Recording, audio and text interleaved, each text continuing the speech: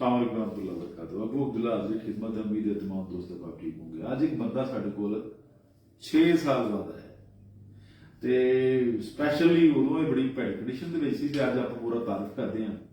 आओ जी कैमरा नेड़े लियाओ जनाब, की हाल चाल है? तबीयत ठीक? अल्हम्दुलिल्लाह। खैर खैरियत है? अल्लाह पाक। गुड नेम की जनाब दा? मोहम्मद शफीक। शफीक की हाल चाल है? अल्लाह पाक दा सलाम। शफीक कितने साल बाद आया मेरे कोल? तकरीबन 6 साल बाद, 5-6 साल बाद। शफीक पिंड केड़ा तेरा? मेरा पिंड छिछर वाली तहसील पसरोड़ जिला सियालकोट।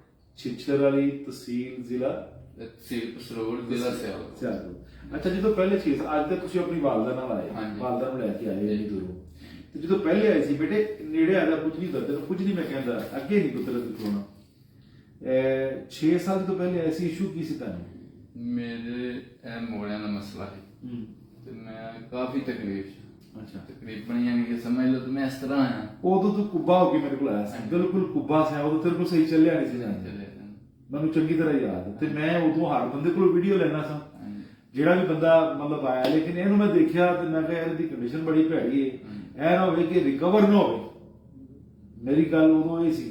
ਖੈਰ ਉਦੋਂ ਤੇਰੇ ਹਾਲਾਤ ਵੀ ਬੜੇ ਪਤਲੇ ਸਨ, ਹਾਂਜੀ ਬੜੇ ਮਾੜੇ ਹਾਲਾਤ ਸਨ। ਤੂੰ ਮੈਨੂੰ ਕਿਹਾ ਮੈਂ ਬੜੀ ਤਕਲੀਫ ਦੇ ਵਿੱਚ ਹੈਗਾ ਜੀ। ਤੇ ਉਦੋਂ ਤੁਸੀਂ ਸਾਡੇ ਕੋਲੋਂ ਇੱਕ ਸੈਸ਼ਨ ਵਾਸਤੇ ਆਏ ਸਨ, ਇੱਕ ਸੈਸ਼ਨ ਵਾਸਤੇ। ਉਦੋਂ ਫੀਸ ਯਾਦ ਹੈ ਕਿੰਨੀ ਸੀ? ਤਕਰੀਬਨ 2000 ਫੀਸ ਜੀ।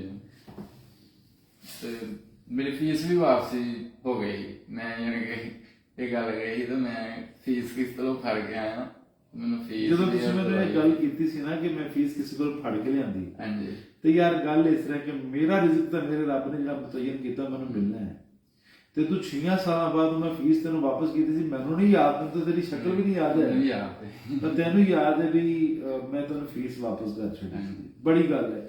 ਉਸ ਤੋਂ ਬਾਅਦ ਕਿਤੇ ਗਿਆ? ਨਹੀਂ, ਕਿਤੇ ਨਹੀਂ ਗਿਆ। ਸੈਟ ਰਿਹਾ ਇੱਕ ਸੈਸ਼ਨ? ਅਲਹਮਦੁਲਿਲਾ। ਅੱਛਾ, ਉਹ ਬਿਮਾਰ ਹੋਣ ਕਿੰਨੀ ਦੇਰ ਹੋਈ ਸੀ? ਤਕਰੀਬਨ ਬਿਮਾਰ ਹੋਣ ਪਹਿਲੇ 1 ਸਾਲ ਮੈਂ ਇਸੇ ਤਰ੍ਹਾਂ ਹੀ ਕਦੀ ਕਿਤੇ ਦਵਾਈ ਕਦੀ ਕਿਤੇ। ਹਾਂ ਹਾਂ। ਫਿਰ ਨੈਟ ਤੋਂ ਤੁਹਾਡੀ ਵੀਡੀਓ ਦੇਖੀ, ਫਿਰ ਤੁਹਾਡੇ ਨਾਲ ਰਾਬਤਾ ਹੋਇਆ, ਫਿਰ ਤੁਹਾਡੇ ਕੋਲ ਆਇਆ। ਠੀਕ ਹੈ, ਹੁਣ ਵੀ ਅੰਮੀ ਹੋਰਾਂ ਨੂੰ ਲੈ ਕੇ ਆਇਆ, ਮੈਨੂੰ ਯਕੀਨ ਨਹੀਂ ਤੇ ਉੱਥੇ ਤੁਹਾਨੂੰ ਇਨਸ਼ਾਅੱਲਾ ਆਰਾਮ ਆਏਗਾ।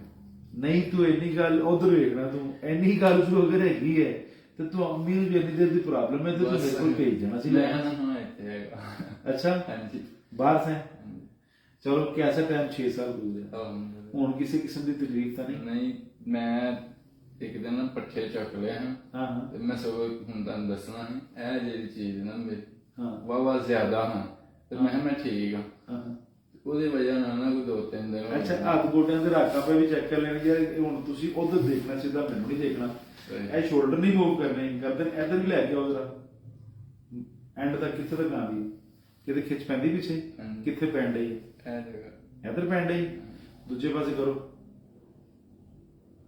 ਇੱਧਰ ਵੀ ਖਿੱਚ ਪੈਣ ਡਈ ਹੈ, ਕਿਸੇ ਮੋਢੇ 'ਚ ਨਹੀਂ ਖਿੱਚ ਪੈਂਦੀ? ਨਹੀਂ ਮੁੰਡੇ ਜੀ ਨਹੀਂ। ਲੋ ਅੱਜ ਮੇਰਾ ਦਿਲ ਕਰਦਾ ਹੈ ਕਿ ਇੱਕ ਟਿਪ ਮੈਂ, ਜਿਹੜੇ ਮੇਰੇ ਦੋਸਤ ਫੋਰਨ 'ਚ ਬੈਠੇ ਨੇ, ਦੂਰ ਬੈਠੇ ਨੇ, ਉਹਨਾਂ ਨੂੰ ਇੱਕ ਟਿਪ ਦੱਸਣਾ, ਜਿਹਦੇ ਵੀ ਗਰਦਨ 'ਚ ਤਕਲੀਫ ਹੈ, ਇਹ ਮੋਢਿਆਂ 'ਚ ਤਕਲੀਫ ਹੈ, ਜਿਨ੍ਹਾਂ ਨੂੰ ਵੀ ਅਗਰ ਉਹ ਕਰਨਗੇ, ਇੱਕ ਤਰੀਕਾ ਜਿਹੜਾ ਮੈਂ ਦੱਸਾਂਗਾ ਉਹ ਕਰਨਾ। ਜਿਹੜਾ ਦੂਸਰਾ ਤਰੀਕਾ ਮੈਂ ਤਾਂ ਪੜ੍ਹਿਆ ਹੈ ਬਈ, 6 ਸਾਲ ਸਟੱਡੀ ਕੀਤੀ ਹੈ, ਉਹ ਦੂਸਰਾ ਤਰੀਕਾ ਤੁਸੀਂ ਨਾ ਕਰਨਾ, ਇੱਕ ਤਰੀਕਾ ਸਿੰਪਲ ਦੱਸਣਾ, ਉਹ ਤੁਸੀਂ ਕਰਨਾ। ਲੈ ਵੀ ਮੁੰਡਿਆਂ ਜ਼ਰਾ ਵਿਖਾਵੀਂ, ਜ਼ਰਾ ਇਹਨਾਂ ਦੇ ਸਰਵਾਈਕਲ ਨੂੰ ਵਿਖਾਵੀਂ, ਜਿਨ੍ਹਾਂ ਨੂੰ ਸਰਵਾਈਕਲ ਦਾ ਮਸਲਾ ਹੈ, ਗਰਦਨ ਦਾ ਮਸਲਾ ਹੈ, ਇਹ ਬਟਨ ਖੋਲੋ ਬੇਟਾ, ਉਹਨਾਂ ਨੂੰ ਚਾਹੀਦਾ ਕਿ ਸਿਰਫ ਇੰਨਾ ਕੰਮ ਕਰਨ, ਮੇਰੇ ਅੱਲਾ ਦੇ ਹੁਕਮ ਨਾਲ ਇਨਸ਼ਾਅੱਲਾ ਫਜ਼ਲਿल्लाह ਇਨਸ਼ਾਅੱਲਾ ਸਕੂਨ ਚ ਰਹਿਣਗੇ। ਠਹਿਰੋ, ਇਹ ਦਿਖਾਣਾ ਮੈਂ ਚਾਹਨਾ, ਇਹ ਜਿਹੜੀਆਂ 2 ਹੱਡੀਆਂ ਹੱਸਣੀ ਦੀਆਂ, ਇਹ ਹੱਡੀਆਂ ਜਿਹੜੀਆਂ ਇਹਨਾਂ ਦੇ ਅੰਦਰਲੇ ਪਾਸੇ, ਇਹ ਜਿਹੜੀ ਜਗ੍ਹਾ ਹੈ, ਇਹਨੂੰ ਸਿਰਫ ਪੁਸ਼ ਕਰਨਾ, ਦਬਾਣਾ ਹੈ, ਸਿਰਫ ਇਹਨੂੰ ਇੰਜ ਪੁਸ਼ ਕਰਨਾ ਹੈ। ਕੈਮਰਾ ਭਾਵੇਂ ਥੱਲੋਂ ਦੀ ਦਿਖਾ ਯਾਰ,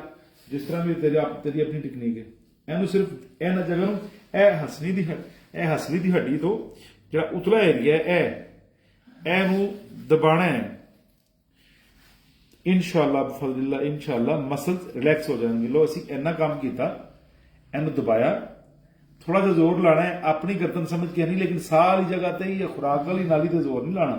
ਆਪਣੀ ਇਮਾਨਦਾਰੀ ਨਾਲ ਅੱਲਾ ਨੂੰ ਹਾਜ਼ਰ ਨਾਜ਼ਰ ਜਾਣ ਕੇ ਹੁਣ ਦੱਸ ਕੀ ਸੂਰਤ ਹਾਲ? ਠੀਕ ਹੈ, ਯਾਨੀ ਸ਼ਕਲੋਂ ਹੀ ਵੇਖ ਕੇ ਗੱਲ ਇਸ ਤਰ੍ਹਾਂ ਹੈ, ਜਿਹੜੇ ਸਰਵਾਈਕਲ ਦੇ ਮਾਮਲੇ ਨੇ ਇਹ ਬੜੇ ਬਰੀਕਬੀਨੀ ਵਾਲੇ ਤੇ ਬੜੇ ਦੂਰਅੰਦੇਸ਼ੀ ਵਾਲੇ ਨੇ। ਇੱਕ ਤੇ ਇਹ ਤੁਹਾਨੂੰ ਦੱਸਿਆ ਅਸਲੀ ਦੇ।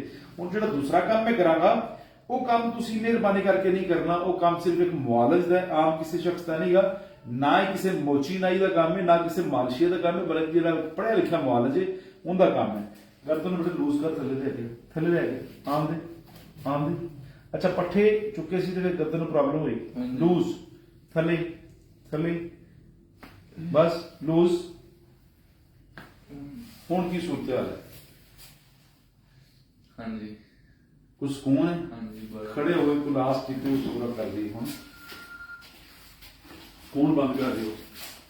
ਇਹ ਜਿਹੜਾ ਹਿੱਸਾ ਇਹ ਮੁਤਾਸਰ ਹੋਇਆ ਪੱਠੇ ਚੁੱਕਣ ਨਾਲ ਹੈ, ਇੱਥੋਂ ਦੀ ਕੀ ਸੂਰਤ ਹਾਲ ਹੈ? ਇਹ ਦਰਦ ਇੱਥੋਂ ਕੰਮ ਸ਼ੁਰੂ ਹੋਣ ਡਿਆ, ਇਸ ਜਗ੍ਹਾ ਤੋਂ ਥਾਈਸਿਕ ਹੋ ਤੇ ਇੱਥੇ ਰੱਖਣਾ। ਇਹ ਜੀ ਤੁਸੀਂ ਆਪਣਾ ਕੈਮਰਾ ਭਾਵੇਂ ਨੇੜੇ ਲੈ ਆਣਾ, ਤੁਹਾਨੂੰ ਇਹ ਤੁਸੀਂ ਦੱਸਣਾ ਵੀ ਅਸੀਂ ਕੀਤਾ ਕੀ ਹੈ। ਬੋਡੀ ਲੂਜ਼ ਕਰ ਦਿਓ, ਪੂਰੀ ਬੋਡੀ ਲੂਜ਼ ਕਰ ਦਿਓ। ਜਿਸਮ ਢਿੱਲਾ ਛੱਡ ਨਹੀਂ ਛੱਡ ਰਿਹਾ, ਢਿੱਲਾ ਛੱਡ ਦਿਓ। ਹੁਣ ਕੀ ਸੂਰਤ ਹਾਲ ਹੈ?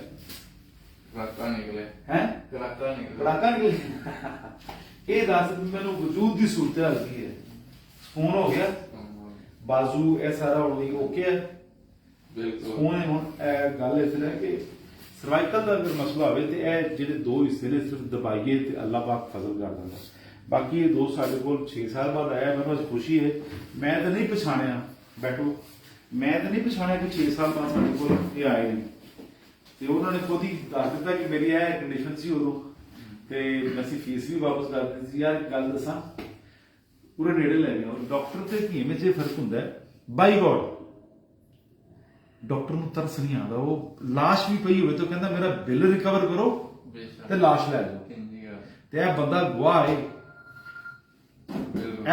ਹੈ, ਕਿ ਉਦੋਂ ਦੀ ਕੰਡੀਸ਼ਨ ਖਰਾਬ ਸੀ। ਨੇ ਕਿਹਾ ਮੇਰੇ ਹਾਲਾਤ ਬੜੇ ਮਾੜੇ ਨੇ। ਇਹ ਤੁਸੀਂ ਮੈਨੂੰ ਗੱਲ ਕੀਤੀ ਮੈਨੂੰ ਥੋੜਾ ਜਿਹਾ ਖਾਬ ਤਰ੍ਹਾਂ ਹੈ, ਹਾਲਾਤ ਬੜੇ ਮਾੜੇ ਨੇ। ਮੈਂ ਉਦੋਂ 2000 ਫੀਸ ਸੀ, ਮੈਂ 2000 ਚੁੱਕ ਕੇ ਤੇ ਮੈਨੂੰ ਕਿਹਾ ਯਾਰ ਵਾਪਸ ਲੈ ਜਾ ਯਾਰ। ਇਹ ਤੁਸੀਂ ਮੈਨੂੰ ਅੱਜ ਹੀ ਯਾਦ ਕਰਵਾਇਆ।